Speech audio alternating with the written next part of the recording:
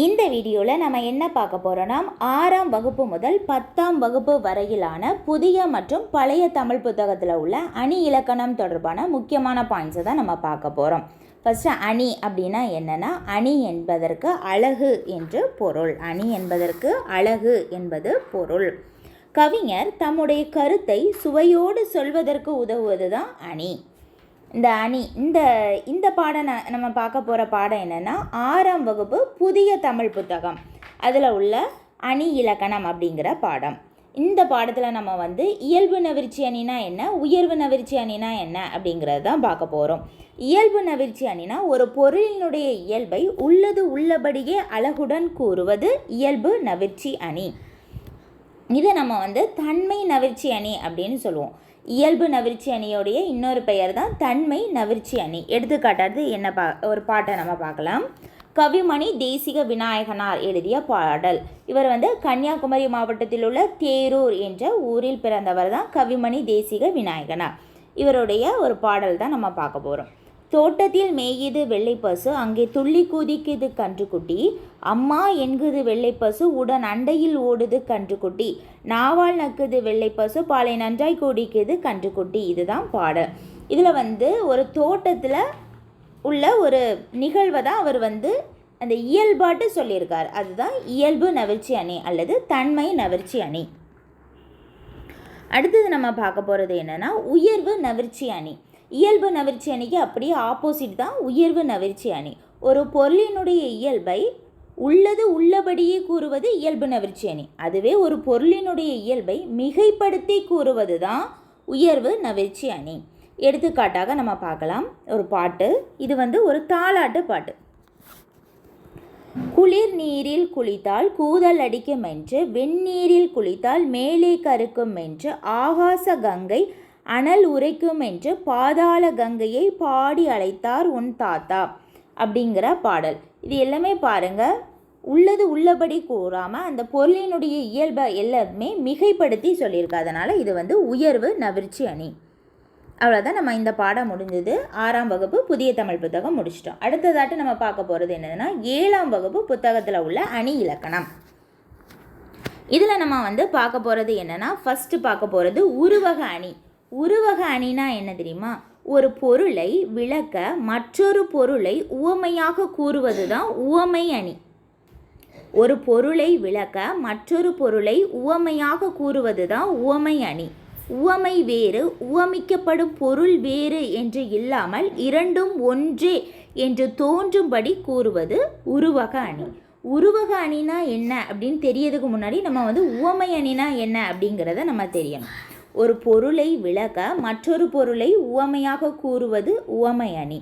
அதுவே உவமை வேறு, உவமிக்கப்படும் பொருள் வேறு என்று இல்லாமல் இரண்டுமே ஒன்று தான் அப்படின்னு தோன்றுமாறு கூறுவது தான் உருவக அணி. எடுத்துக்காட்டாது நம்ம ஒரு சொற்றொடரை நம்ம பார்க்கலாம். தேன் போன்ற தமிழ், அதை நம்ம தேன் தமிழ் அப்படின்னு எழுதுவோம். இது உவமை. இது போன்ற வந்ததுனால உவமை. தமிழாகிய தேன், அதை நம்ம எப்படி எழுதலாம்னா தமிழ் தேன் அப்படின்னு எழுதலாம். தமிழாகிய தேனை நம்ம தமிழ் தேன் எழுதலாம். இதுக்கு பேர் தான் உருவகம். இரண்டும் வேறு வேறு அல்ல, ஒன்றே. தமிழாகிய தேன், அதாவது தேன் வேற தமிழ் வேற இல்லை, ரெண்டுமே ஒன்று தான் அப்படின்னு தோன்றுமாறு கூறுவது தான் உருவகம். இன்னொரு எக்ஸாம்பிள் நம்ம பார்க்கலாம். வெள்ளம் போன்ற இன்பத்தை இன்ப வெள்ளம் என்று கூறுவதும், கடல் போன்ற துன்பத்தை துன்பக் கடல் என்று கூறுவதும் உருவகமாகும். இன்ப வெள்ளம், துன்பக் கடல், இது எல்லாமே உருவகம். ஒரு பாட்டை நம்ம பார்க்கலாம். வையம் தகலியா வார்க்கடலே நெய்யாக, வெய்ய கதிரோன் விளக்காக செய்ய, சுடர் ஆழியான் அடிக்கே சூட்டினேன் சொல் மாலை, இடர் ஆழி நீங்குகவே என்று. இது பெருமாளை பற்றி பாடிய பாடல். இந்த பாட்டில் பூமியை அகல் விளக்காகவும், கடலை நெய்யாகவும், கதிரவனை சுடராகவும் உருவகப்படுத்தப்பட்டுள்ளது. எனவே இந்த பாடலினுடைய அணி உருவக அணி. வையம் தகலியா வார்க்கடலே நெய்யாக, வெய்ய கதிரோன் விளக்காக செய்ய, சுடர் ஆழியான் அடிக்கே சூட்டினேன் சொல் மாலை, இடர் ஆழி நீங்குகவே என்று. அதாவது உவமை வேறு உவமிக்கப்படும் பொருள் வேறு என்று இல்லாமல் இரண்டும் ஒன்றே என்று தோன்றுமாறு கூறுவது தான் உருவக அணி. அடுத்ததாட்டு நம்ம பார்க்க போகிறது என்னென்னா ஏகதேச உருவக அணி. உருவக அணி பார்த்தாச்சு, அடுத்தது ஏகதேச உருவக அணி. நம்ம பாடலை நம்ம பார்க்கலாம். பெருமைக்கும் ஏனை சிறுமைக்கும் தத்தம் கருமமே கட்டளை கல். இதுதான் திருக்குறள். இந்த திருக்குறளில் பயின்று வரும் அணி எதுன்னு கேட்பாங்க. அடிக்கடி டிஎன்பிஎஸ்சி எக்ஸாமில் கேட்கப்பட்ட ஒரு கேள்வி. இது ஏகதேச உருவக அணி. எப்படின்னு நம்ம பார்க்கலாம். வள்ளுவர் மக்களின் செயல்களை பொன்னின் தரத்தை அறிய உதவும் உரைக்கல்லாக உருவகம் செய்துவிட்டு மக்களது உயர்வையும் தாழ்வையும் பொன்னாக உருவகம் செய்யவில்லை. எனவே குறளில் இடம்பெற்றிருப்பது ஏகதேச உருவகம் ஆகும். அதாவது அறிவு என்னும் விளக்கை கொண்டு அறியாமையை நீக்க வேண்டும். இத்தொடரில் அறிவு விளக்காக உருவகப்படுத்தப்பட்டுள்ளது. அறியாமையை இருளாக உருவகப்படுத்தப்படவில்லை. இவ்வாறு ஒரு பகுதி மட்டும் இரு பொருள்களில் ஒன்றை மட்டும் உருவகப்படுத்தி மற்றொன்றை உருவகப்படுத்தாமல் விட்டு விடுவது தான் ஏகதேச உருவக அணி. இரண்டு பொருள்களை பற்றி சொல்லியிருப்பாங்க, ஆனால் ஒன்றை மட்டும்தான் உருவகப்படுத்தியிருப்பாங்க, மற்றொன்றை உருவகப்படுத்தாமல் விட்டு விடுவது. அதை நம்மளே அண்டர்ஸ்டாண்ட் பண்ணிக்கணும். அந்த மாதிரி உள்ள அணி தான் ஏகதேச உருவக அணி. எடுத்துக்காட்டு, பெருமைக்கும் ஏனை சிறுமைக்கும் தத்தம் கருமமே கட்டளை கல். அடுத்ததாட்டு நம்ம பார்க்க போகிற அணி என்னென்னா அணி இலக்கணம். இது எந்த பாடத்தில் உள்ளதுன்னா 7ஆம் வகுப்பு பாடத்தில் உள்ளது. டேர்ம் 3ல் உள்ள ஒரு பாடம். அணி என்ற சொல்லுக்கு அழகு என்பது பொருள். ஏற்கனவே நம்ம 6th ஸ்டாண்டர்ட் புக்லேயே நம்ம பார்த்துட்டோம். ஒரு செய்யுளை சொல்லாலும் பொருளாலும் அழகு பெறச் செய்தலை அணி என்பர். இதில் நம்ம பார்க்க போகிறது என்னென்னா உவமை அணி. உவமை அணி ஏற்கனவே நம்ம பார்த்தோம். உருவகத்துக்கு முன்னாடி வர்றது தான் உவமை அணி. மயில் போல ஆடினால் மீன் போன்ற கண் இத்தொடர்களை படியுங்கள். இதில் நடனமாடும் பெண்ணோடு மயிலையும் கண்ணுடன் மீனையும் ஒப்பிட்டுள்ளனர். இவ்வாறு இந்த உவமைக்கு இன்னொரு பேர் என்னென்னா உவமானம். உவமை அல்லது உவமானம். இவ்வாறு மயில் கண் அப்படின்னு உவமைப்படுத்தி, அதாவது உவமானப்படுத்தி கூறுவது தான் உவமை அணி. எடுத்துக்காட்டாட்டு நம்ம என்ன பார்க்கலான்னா இந்த குறள் ரொம்ப ரொம்ப முக்கியமான ஒரு குறள். அகழ்வாரை தாங்கும் நிலம் போல தம்மை இகழ்வார் பொறுத்தல் தலை. இதில் பாருங்கள், போல அப்படிங்கிற உவம உருவு வெளிப்படையாட்டு வந்தாலே அது உவமை அணிதான். பூமி தன்னை தோண்டுபவரை பொறுத்து கொள்வது போல நம்மை இகழ்ந்து பேசுபவரையும் நாம் பொறுத்து கொள்ளுதல் வேண்டும். இதுதான் இந்த குறளினுடைய பொருள். இதில் பூமி தன்னை தோண்டுபவரையும் பொறுத்து கொள்ளுதல் என்பது உவமை. நாம் நம்மை இகழ்ந்து பேசுபவரை பொறுத்து கொள்ளல் வேண்டும் என்பது உவமேயம். இதில் போல அப்படின்னு வந்திருக்கிறது உவம உருபு. அகழ்வாரை தாங்கும் நிலம் போல, இதில் போல அப்படிங்கிறது உவம உருபு.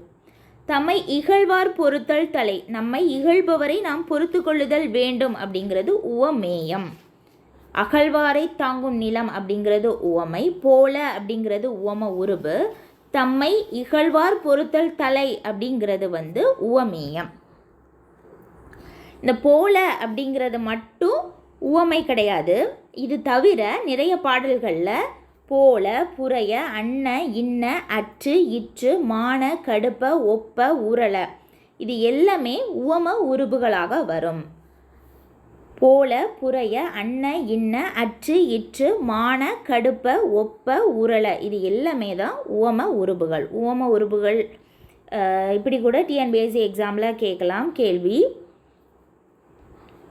உவம உருபுகள் அல்லாதது எது அப்படின்னு சொல்லி கேட்கலாம். அதனால் நம்ம உவம உருபுகள் என்னென்ன அப்படின்னு நம்ம தெரிஞ்சுக்கிட்டால் தான் அல்லாததை நம்மளால் கண்டுபிடிக்க முடியும். போல, புரைய, அன்ன, இன்ன, அற்று, இற்று, மான, கடுப்ப, ஒப்ப, உரள. அடுத்ததாட்டு நம்ம பார்க்க போகிறது என்னென்னா எடுத்துக்காட்டு உவமை அணி. எடுத்துக்காட்டு உவமை அணி எக்ஸாம்பிள் ஒரு திருக்குறள் தான். தொட்டனை தூறும் மணற்கேணி மாந்தர்க்கு கற்றனை தூறும் அறிவு. இதுதான் எடுத்துக்காட்டு உவமை அணிக்கு பெஸ்ட் எக்ஸாம்பிளான திருக்குறள். மணற்கேணியில் தோண்டிய அளவிற்கு நீர் ஊறும், மனிதர்கள் கற்கும் அளவிற்கு ஏற்ப அறிவும் பெருகும். இதுதான் இந்த குறளினுடைய கருத்து. இதில் தொட்டனை தூறும் மணற்கேணி என்பது உவமை, மாந்தர்க்கு கற்றனை தூறும் அறிவு என்பது உவமேயம். அதுபோல அப்படிங்கிற உவம உருபு வந்து மறைந்து வந்திருக்கு.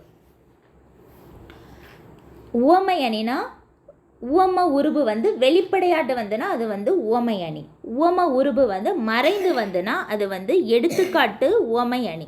எடுத்துக்காட்டு உவமை அணிக்கு எடுத்துக்காட்டு என்னென்னா, தொட்டனை தூறும் மணற்கேணி அதுபோல மாந்தர்க்கு கற்றனை தூறும் அறிவு. அந்த அதுபோல அப்படிங்கிறது வந்து மறைந்து வந்துள்ளது. இதுதான் எடுத்துக்காட்டு உவமை அணி. இல்பொருள் உவமை அணி. அடுத்து நம்ம பார்க்க போகிறது இல்பொருள் உவமை அணி. ஏற்கனவே நம்ம உவமை அணி பார்த்தாச்சு, எடுத்துக்காட்டு உவமை அணி பார்த்தாச்சு. இது வந்து இல்பொருள் உவமை அணி. இல்பொருள் உவமை அணிக்கு பெஸ்ட் எக்ஸாம்பிள் நம்ம பார்க்கலாம். மாலை வெயிலில் மழை தூறல் பொன்மழை பொழிந்தது போல தோன்றியது. பொன்மழை பொழிந்தது போல, அதாவது தங்க மழை எங்கேயாவது பெய்யுமா? பெய்யாது.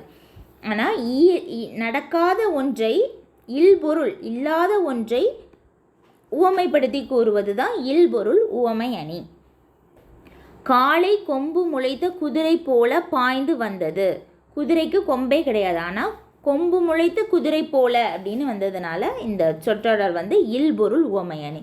இன்னும் நிறைய எக்ஸாம்பிள் நம்ம பார்க்கலாம். பொன்மழை பொழிந்தது போல கொம்பு முளைத்த குதிரை போல, அதாவது உலகில் பொன்மழையாக பொழிவதும் இல்லை, கொம்பு முளைத்த குதிரையும் இல்லை. இவ்வாறு இல்லாத ஒன்று உவமையாக கூறுவதால் இது வந்து இல்பொருள் உவமை அணி. உவமை அணி, அந்த உவமை அணிலேயே 3 வெரைட்டி இருக்குது. ஒன்று வந்து சாதாரண உவமை அணி, அதாவது உவம உருபு வெளிப்படையாக வந்திருக்கும். அடுத்தது எடுத்துக்காட்டு உவமை அணி, உவம உருபு மறைந்து வந்திருக்கும் ஒரு பாடலில். மூன்றாவதாட்டு நம்ம பார்க்க போகிறது என்னென்னா இல்பொருள் உவமை அணி. இல்லாத ஒன்றை உவமையாக கூறுவதால் இது வந்து இல்பொருள் உவமை அணி.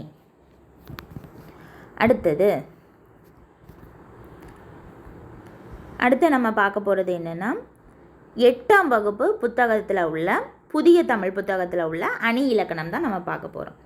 அதில் நம்ம வந்து ஃபஸ்ட்டு பார்க்க போகிறது என்னென்னா பிரிது மொழிதல் அணி. பிரிது மொழிதல் அணி, அதுக்கு வந்து எக்ஸாம்பிள் நம்ம பார்க்கலாம். கடலோடா கால்வல் நெடுந்தேர் கடலோடும் நாவாயும் ஓடா நிலத்து. அதாவது உவமையை மட்டும் கூறி அதன் மூலம் கூற வந்த கருத்தை உணர வைப்பது தான் பிரிது மொழிதல் அணி. கடலோடா கால்வல் நெடுந்தேர், அதாவது தேரானது கடலில் ஓடாது. கடலோடும் நாவாயும் ஓடா நிலத்து, கடலில் ஓடக்கூடிய நாவாயானது நிலத்தில் ஓடாது. இதுதான் பொருள். ஆனால் திருவள்ளுவர் வந்து இதை வந்து ஸ்ட்ரைட்டாக பொருள் சொல்லலை. அதாவது நிலத்தில் ஓடும் தேரானது கடலில் ஓடாது, கடலில் ஓடுகின்ற கப்பலானது நிலத்தில் ஓடாது, இதுதான். ஆனால் உவமையை மட்டும்தான் கூறியிருக்காரு. அதன் மூலம் கூற வந்த கருத்து என்னன்னா, ஒவ்வொருவரும் தமக்குரிய இடத்தில் நின்றால் மட்டும்தான் வெற்றி பெற முடியும். தமக்கு பொருத்தமில்லாத இடத்தில் நம்மால் வெற்றி பெறுதல் இயலாது என்ற கருத்தை நாம் வந்து உணர்ந்து கொள்ள முடிகின்றது. அவரவர் அந்தந்த இடத்துல தான் அவங்கவுங்களுக்கு பலம் அப்படிங்கிற கருத்து. உவமையை மட்டும் கூறி அதன் மூலம் கூற வந்த கருத்தை நம்மளே உணர்ந்து கொள்ள வைப்பதால் இது வந்து பிரிது மொழிதல் அணி. அடுத்ததாட்டு நம்ம பார்க்க போகிற அணி என்னென்னா வேற்றுமை அணி. வேற்றுமை அணி, அதாவது 2 பொருட்களுக்கு இடையே உள்ள ஒற்றுமையை கூறி பிறகு அவற்றுள் ஒன்றை வேறுபடுத்தி காட்டுவது தான் வேற்றுமை அணி. எடுத்துக்காட்டாட்டு நம்ம என்ன பார்க்கலாம்னா, தேயினார் சுட்டபுண் உள்ளாரும் ஆறாதே நாவினால் சுட்டவடு. முதலில் நெருப்பு கொடுஞ்சொல் ஆகிய இரண்டும் சுடுந்தன்மை கொண்டவை என்று குறிப்பிடப்பட்டுள்ளது. பின்னர் நெருப்பினால் சுட்ட காயம் மாறிவிடும், உள்ளத்தில் ஏற்பட்ட வடு ஆறாது என்று இரண்டுக்கும் இடையே உள்ள வேறுபாடு கூறப்படுகிறது. இதுதான் வேற்றுமை அணி. வேற்றுமை அணி அப்படின்னு சொன்னாலே ரெண்டுக்கும் உள்ள வேறுபாடு என்று அர்த்தம். எடுத்துக்காட்டு அந்த பாட்டை நம்ம பார்த்துக்கலாம். தீயினால் சுட்டபுண் உள்ளாரும் ஆறாதே நாவினால் சுட்டவடு. தீயும் ஒன்று தான், கொடுஞ்சொல்லும் ஒன்று தான். ஆனால் தீயினால் சுட்ட புண்ணானது ஆறிவிடும், ஆனால் நாவினால் பிறரை நம்ம வந்து துன்புறுத்தும் போது அது வந்து ஆறாத வடுவாகி விடுகின்றது. இதுதான் பொருள். இவ்வாறு வேற்றுமையை லாஸ்ட்டு கூறுறாரு திருவள்ளுவர். அதனால் இது வந்து வேற்றுமை அணி. அடுத்தது நம்ம பார்க்க போகிறது என்னென்னா இருட்டுற மொழிதல் அணி. இருட்டுற மொழிதல் அணி, ஒரு சொல் அல்லது தொடர் இரு பொருள் தருமாறு அமைவது தான் இருட்டுற மொழிதல் அணி. எடுத்துக்காட்டாட்டு நம்ம பார்க்கலாம். ஓடும் இருக்கும் அதனுள்வாய் விழுத்திருக்கும் நாடும் குலை தனக்கு நாணாது சேடியே தீங்காயது இல்லா திருமலை ராயன் வரையில் தேங்காயும் நாயும் நேர்ச்செப்பு.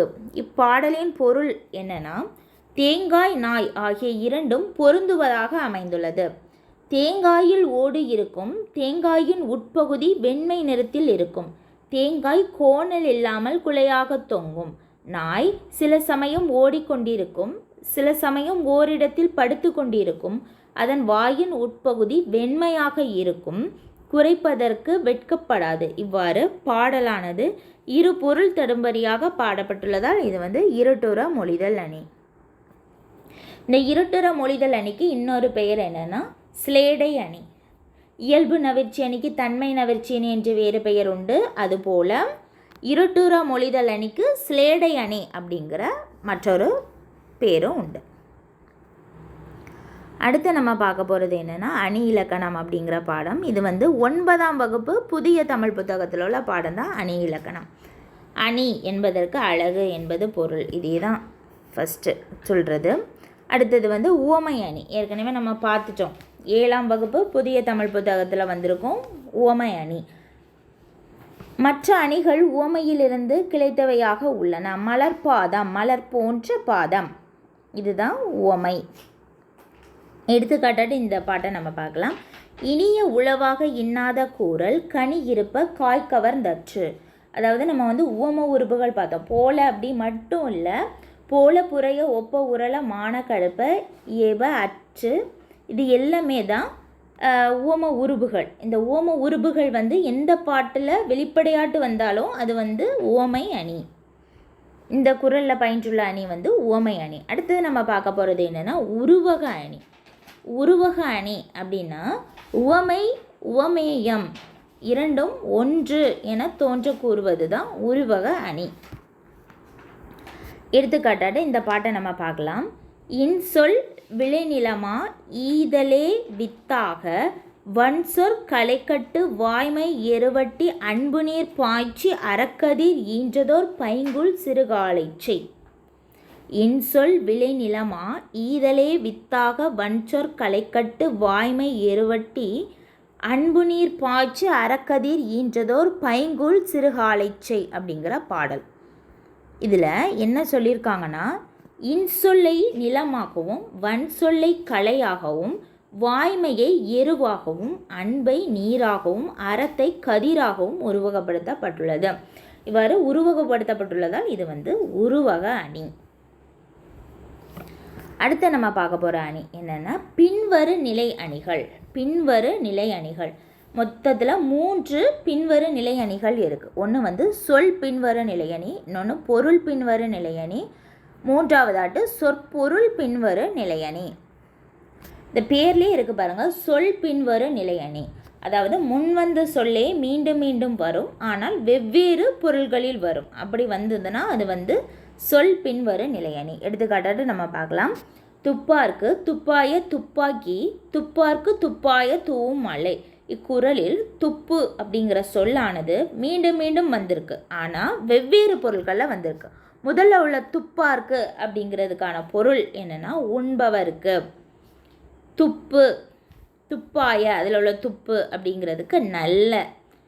அடுத்த உள்ள துப்புக்கு உணவு என்று பல பொருட்களில் வந்திருக்கு. துப்பார்க்கு உண்பவருக்கு நல்ல உணவு அப்படின்னு பல பொருட்களில் வந்திருக்கு துப்பு அப்படிங்கிற சொல்லானது. இவ்வாறு ஒரு சொல்லானது மீண்டும் மீண்டும் வெவ்வேறு பொருட்களை தந்தால் அது சொல் பின்வரு நிலையணி. அடுத்ததாட்டு நம்ம பார்க்க போகிறது என்னென்னா பொருள் பின்வரு நிலையணி.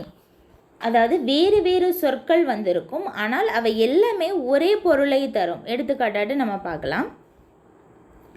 அவிழ்ந்தன தோன்றி அலர்ந்தன காயா நெகிழ்ந்தன நேர்முகை முல்லை மகிழ்ந்திதழ் விண்டன கொன்றை விரிந்த கருவிலை கொண்டன காந்தல் குலை.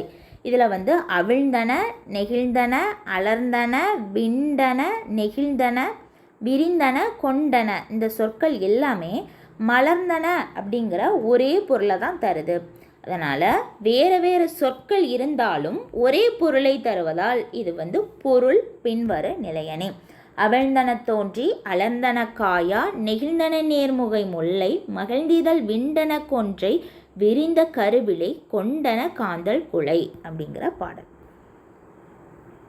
அடுத்து நம்ம பார்க்க போகிறது, இதுக்கு இன்னொரு குறட்பா நம்ம பார்க்க போகிறோம். அதே பொருள் பின்வர நிலையணிக்கு எடுத்துக்காட்டாட்டு ஒரு குறட்பா.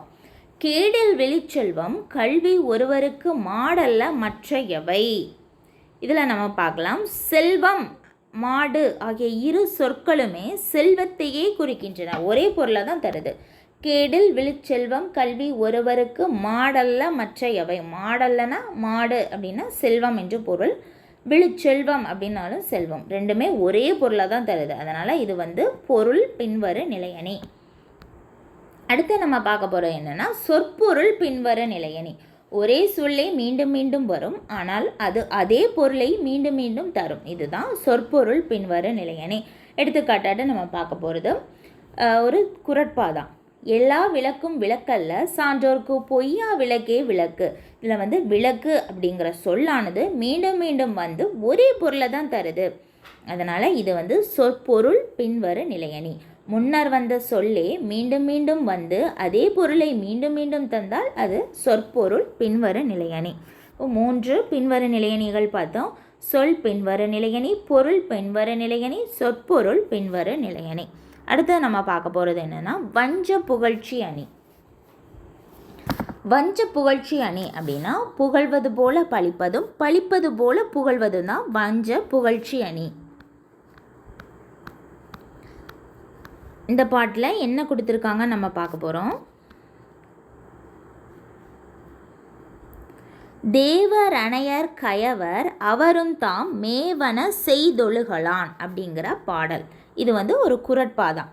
அதாவது கயவர்கள் தேவர்களுக்கு ஒப்பானவர்கள் என்று புகழப்படுவது போல தோன்றினாலும் கயவர்கள் இழிந்த செயல்களையே செய்வர் என்ற பொருளை குறிப்பதால், அதாவது கயவர்கள் இழிந்த செயல்களை தான் செய்வார்கள், ஆனால் தேவர்கள் அப்படியல்ல அப்படிங்கிற மாறுபட்ட கருத்தை கூறுகின்றது. கயவர்களும் தேவர்களும் ஒன்றுதான். தேவர் அணையர் கயவர் அவருந்தாம் மேவன செய்தொழுகலான். கயவர்கள் தேவர்களுக்கு ஒப்பானவர்கள்தான் அப்படின்னு சொல்லப்பட்டாலுமே கூட கயவர்கள் இழிந்த செயல்களை செய்கிறார்கள் என்ற பொருளை குறிப்பால் இது உணர்த்துவதால் இது புகழ்வது போல பழிக்கின்றது. அதாவது கயவர்களை புகழ்வது போல இது பழிப்பதால் இது வஞ்ச புகழ்ச்சி அணி. அடுத்து நம்ம பார்க்க போகிறது என்னென்னா இன்னொரு பாடல். என்ன பாட்டுனா, பாரி பாரி என்று பல ஏத்தி ஒருவர் புகழ்வர் சென்னா புலவர் பாரி ஒருவனும் அல்லன் மாரியும் உண்டு ஈண்டு உலகு புறப்பதுவே. இந்த தேவர் அணையர் கயவர் இது புகழ்வது போல பழித்தல். ஆனால் இந்த பாட்டை பாருங்க, இது பழிப்பது போல புகழ்தல். வெளி தோற்றத்தில் பார்க்கும்போது பாரியை பழிப்பது போல தான் இருக்கும், ஆனால் பாரியை புகழ்ந்திருக்கு இந்த பாட்டில். பாரி பாரி என்று பல ஏத்தி அப்படின்னா புலவர்கள் பலரும் பாரி ஒருவனையே புகழ்கின்றனர். பாரி ஒருவன் மட்டுமா கைமாறு கருதாமல் கொடுக்கின்றான், மலையும் தான் கைமாறு கருதாமல் கொடுத்து இந்த உலகத்தை காக்கின்றது, புறக்கின்றதுன்னா காக்கின்றது. இவ்வாறு பழிப்பது போல புகழ்வது. அதாவது பாரியை பாரி வள்ளலை மலைக்கு உவமைப்படுத்தி புலவர் பாடியிருக்கார்.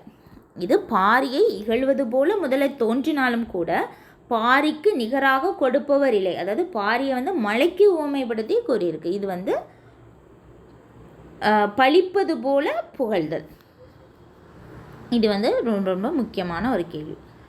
அவ்வளோதான். நம்ம 9ஆம் வகுப்பு புத்தகத்தை நம்ம பார்த்துட்டோம். அடுத்து நம்ம பார்க்க போகிற புத்தகம் என்னென்னா 10ஆம் வகுப்பு புதிய தமிழ் புத்தகத்தில் உள்ள அணி அப்படிங்கிற பாடம் தான் நம்ம பார்க்க போகிறோம். ஃபஸ்ட்டு நம்ம பார்க்க போகிறது என்னென்னா தற்குறிப்பேற்றவணி. அதாவது இயல்பாக நடக்கின்ற ஒரு நிகழ்ச்சியின் மீது கவிஞர் தன்னுடைய கற்பனையை ஏற்றி எக்ஸ்ட்ராவாக சொல்கிறது தான் தற்குறிப்பேற்றவணி. எடுத்துக்காட்டாட்டு நம்ம இந்த பாட்டை நம்ம பார்க்கலாம். போருழந்தெடுத்த ஆரையில் நெடுங்கொடி வாரல் என்பன போல் மரித்து கை காட்ட. போருழந்தெடுத்த ஆரையில் நெடுங்கொடி வாரல் என்பன போல் மரித்து கை காட்ட. இதோட பொருளை நம்ம பார்க்கலாம். கோட்டை மதில் மேலே இருந்த கொடியானது வரவேண்டாம் என தடுப்பது போல கை காட்டியது அப்படிங்கிறது தான் இதோட பொருள். அதாவது கோவலனும் கண்ணகியும் மதுரை மாநகருக்குள் சென்றபோது மதுரையில் மதிலின் மேலிருந்த கொடிகள் காற்றில் இயற்கையாக அசைந்தன. எந்த ஒரு கொடியும் காற்றில் அசைய தான் செய்யும்.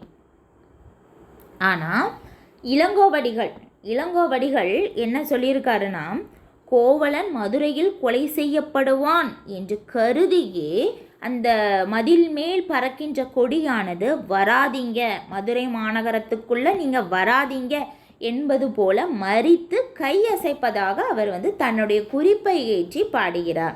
இதுதான் தற்குறிப்பேற்றவணி. இயல்பாக நடக்கின்ற ஒரு நிகழ்ச்சியின் மீது கவிஞர் தன்னுடைய கருத்தை ஏற்றி கூறுவது தான் தற்குறிப்பேற்றவணி. அடுத்தது நம்ம பார்க்க போகிறது என்னன்னா தீவக அணி.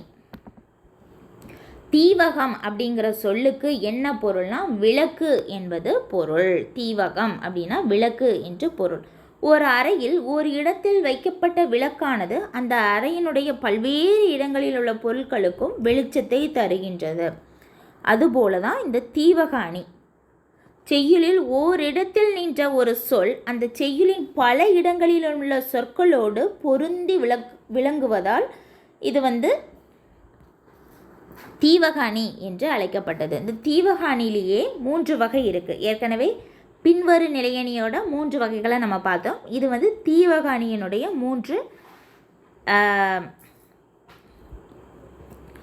3 நிலைகள் என்னெல்லாம்னா, முதல் நிலை தீவகம், இடைநிலை தீவகம், கடைநிலை தீவகம் அப்படிங்கிற 3 வகை இருக்குது. ஃபஸ்ட்டு நம்ம பார்க்க போகிறது என்னென்னா ஒரு பாடல் தான்.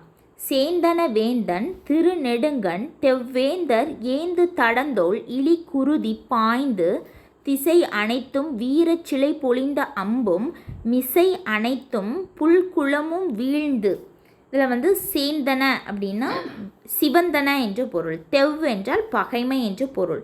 சிலை என்றால் வில் என்று பொருள். மிசை என்றால் மேலே. புல் என்றால் பறவை என்று பொருள். பாடலினுடைய பொருளை நம்ம பார்க்கலாம். அரசனுடைய கண்கள் கோபத்தால் சிவந்தன. அவை சிவந்த அளவில் பகை மன்னர்களினுடைய பெரிய தோள்கள் சிவந்தன. குருதி பாய்ந்து திசைகள் அனைத்தும் சிவந்தன. வலிய வில்லால் எய்யப்பட்ட அம்புகளும் சிவந்தன. குருதி மேலே வீழ்தலால் பறவை கூட்டம் யாவும் சிவந்தன. இந்த அணியோட பொருத்தத்தை நம்ம பார்க்கலாம். வேந்தன் கண் சேந்தன, தெவ்வேந்தர் தோல் சேந்தன, குருதி பாய்ந்து திசைகள் அனைத்தும் சேந்தன, அம்பும் சேந்தன.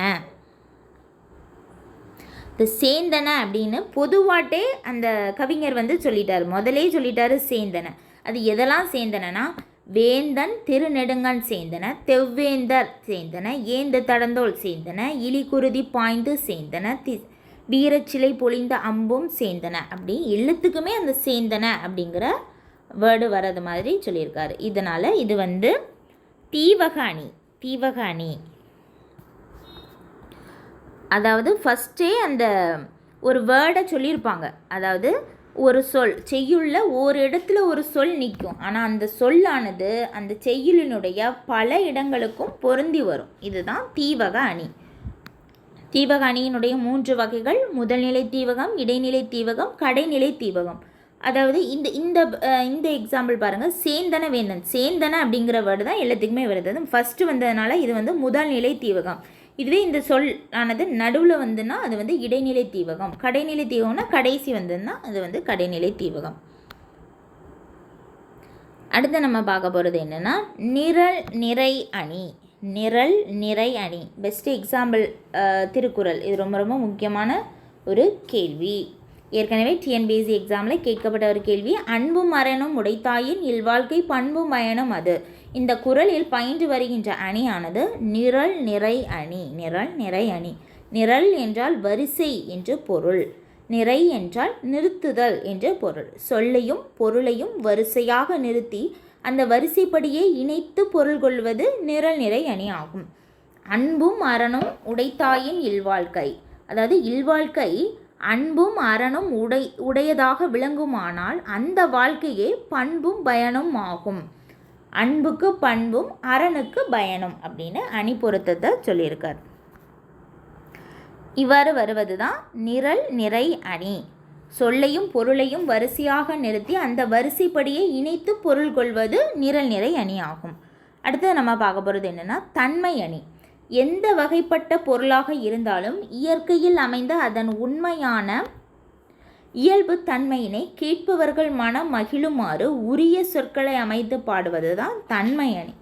இந்த தன்மை அணிக்கு நவிர்ச்சி அணி அப்படின்னு பொருள். இவ்வணி 4 வகைப்படும். பொருள் தன்மை அணி, குணத்தன்மை அணி, சாதித்தன்மை அணி, தொழிற்தன்மை அணி. ரொம்ப ரொம்ப முக்கியமானது. தன்மை அணியினுடைய 4 வகைகள். பின்வரு நிலையணியுடைய 4 வகைகள் 3 வகைகள் சொல் பின்வரு நிலையணி, பொருள் பின்வரு நிலையணி, சொற்பொருள் பின்வரு நிலையணி. அதே மாதிரி தீவக அணியினுடைய 3 வகைகள் முதல் தீவக அணி, இடைத்தீவக அணி, கடைத்தீவக அணி. அடுத்ததாட்டு நம்ம பார்க்க போகிறது என்னென்னா இந்த அணி தன்மை அணி. தன்மை அணி அல்லது நவிர்ச்சி அணி இது 4 வகைப்படும். அது என்னலான்னா பொருள் தன்மை அணி, குணத்தன்மை அணி, சாதித்தன்மை அணி, தொழிற்தன்மை அணி. எடுத்துக்காட்டாட்டு மெய்யிற் பொடியும் விரித்த கருங்குழலும் கையிற் தனிச்சிலம்பும் கண்ணீரும் வையை கோன் கண்டளவே தோற்றான் அக்காரிகை தன் சொற்செவியில் உண்டளவே தோற்றான் உயிர்.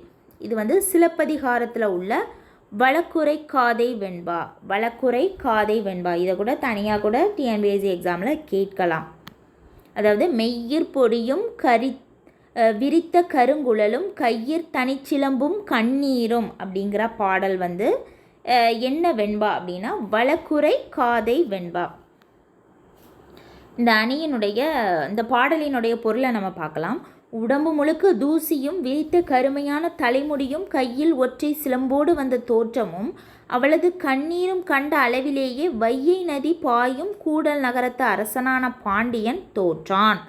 அவளது சொல் தன் செவியில் கேட்டவுடன் உயிரை நீத்தான்.